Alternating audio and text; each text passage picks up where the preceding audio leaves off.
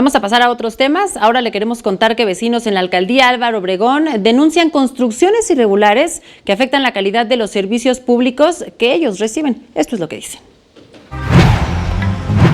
En la colonia Guadalupeín, en la alcaldía Álvaro Obregón, desde el año pasado obras de agua, drenaje y gas han quedado inconclusas, provocando malestar en los habitantes de este lugar.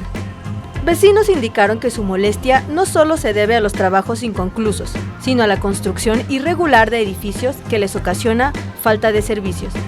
La verdad es que llevamos mucho tiempo con obras y muchas obras que son ilegales. La verdad es que los vecinos llevamos mucho tiempo también tratando de contactar a la alcaldía. Algunos hemos tenido suerte, algunos no tanto, pero el tema es que las obras son ilegales, algunas se paran y siguen trabajando en las noches. Entonces a escondidas se meten y trabajan en la noche. Hacen lo que ellos quieren. Abren los hoyos, medio los tapan, se van, no vuelven.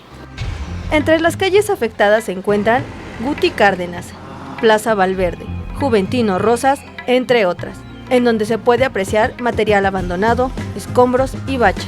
A pesar de la denuncia que los colonos han hecho a las autoridades de la alcaldía, no han tenido respuesta.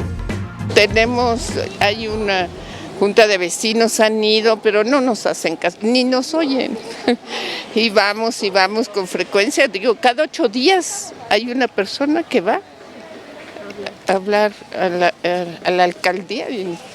No, como si no se hiciera nada, parece. La alcaldía Álvaro Obregón ha identificado a las colonias Guadalupeín, San Ángel, Jardines del Pedregal, San Angelín y la carretera Desierto de los Leones como las zonas con más obras irregulares autorizadas durante la administración pasada. Con imágenes de Jorge Barajas, Mariana Sánchez, 21 Noticias.